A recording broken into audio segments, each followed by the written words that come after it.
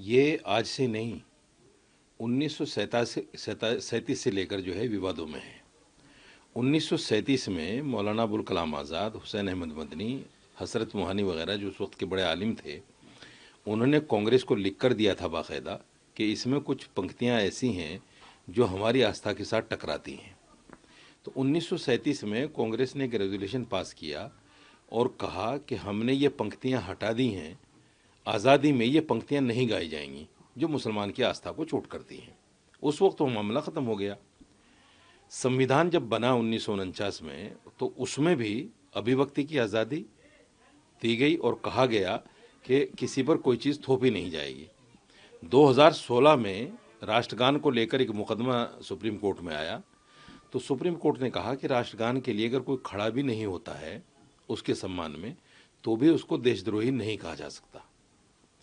तो मेरा स्पष्ट मानना यह है, और जितने भी मुसलमान आलिम हैं, कि जिन पंक्तियों में राष्ट्रगीत के अंदर मुल्क को माँ दुर्गा, सरस्वती, जनहारणी, जन्म देने वाली, जन्म लेने वाली, ये इल्म देने वाली ये कहा गया है, ये हमारी आस्था से टकराती हैं। तो हमारे पास ले दे के एक आस्था है।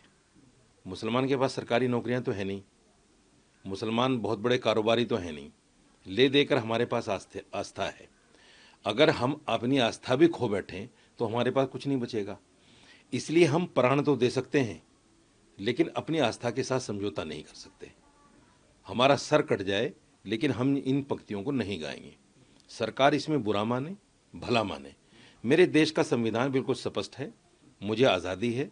अगर कोई हम पर थोपने की कोशिश करेगा तो हम इतनी आसानी के साथ उसको बर्दाश्त करने वाले नहीं हैं, जैसे हमने बाबरी मस्जिद के फैसले को बर्दाश्त कर लिया, क्योंकि ये हमारी आस्था का मामला है। यानी इसकी अनिवार्यता को लेकर जो वो कह रहे हैं, आप भी उस बात से इत्तेफाक? बिल्कुल बिल्कुल। उस बात जो 28 के अंदर 28 जनवरी में एक फरमान पारित हुआ है गृह मंत्रालय की तरफ से कि तमाम सरकारी जगहों पर इसको गाया जाएगा, इसके सम्मान में सबको खड़ा होना पड़ेगा। तो मुसलमान तो नहीं गाएगा, मुसलमान नहीं गाएगा, उसकी जान चली जाए नहीं गाएगा। और मौलाना अरशद मदनी साहब ने जो कहा है, उन्होंने कहा है हम सुप्रीम कोर्ट जाएंगे इसकी अनिवार्यता को लेकर। ये ठीक है, हमारा संवैधानिक अधिकार है, ये भी हम ये भी करेंगे, लेकिन हम गाएंगे नहीं, बिल्कुल नहीं गाएंगे।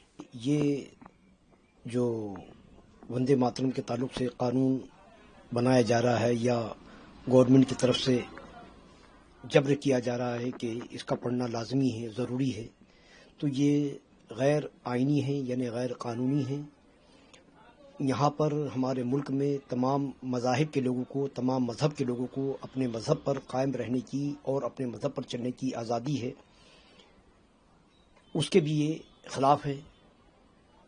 और इससे लोगों के अंदर एक गम गुस्सा पैदा होगा और इसको मज़हब में जो चीज़ हमारे मज़हब में मना है उसको करने पर मजबूर किया जा रहा है, ये पैगाम जाएगा। और सिर्फ एक खुदा को मुसलमान ही नहीं मानते, बल्कि मुसलमानों के अलावा ईसाई भी एक खुदा को मानते हैं, सिख भी एक खुदा को मानते हैं। इस तरीके से और भी मज़हब के लोग हैं कि जो सिर्फ एक खुदा को मानते हैं। तो ज़मीन की परस्तिश जो है वो इस्लाम में सिवाय खुदा के किसी और की पूजा, परस्तिश, इबादत नहीं की जा सकता। लेकिन इतने दिनों के बाद इस मुद्दे को क्यों लेकर आई है, उसको लेकर क्या कहना? ये वो हुकूमत जो है वो उलझाए रखना चाहती है कि लोग इसी मसले में उलझे रहें, और जो जो इनके खिलाफ चीज़ें बैनुल अक़वामी इंटरनेशनल लेवल पर आ रही हैं उस पर पर्दा डालने के लिए और मुल्क की तरक्की किस तरीके से हो, उन तमाम चीज़ों पर ये फेल हो गए हैं। इसलिए सिर्फ इसी मुद्दे को वो जिंदा रखना चाहते हैं। हमारे यहाँ पर तालीम कम है, इसलिए लोग इसी की तरफ लगे हुए हैं, और बस यही हुकूमत का मंशा और मकसद है। रज़ा एकेडमी की तरफ से क्या प्रोटेस्ट किया जाएगा कुछ आगे? अब देखिए, इस सिलसिले में उलमाए कराम से मशवरा किया जाएगा कि हम किस तरीके से एहतजाज करें, और या फिर मशवरा करने के बाद सुप्रीम कोर्ट जाए और इसको किसी भी तरीके से नाफिज करने के ना हो, नाफिज हो, इसके लिए जो कुछ भी कोशिश की जा सकती है वो की जाएगी।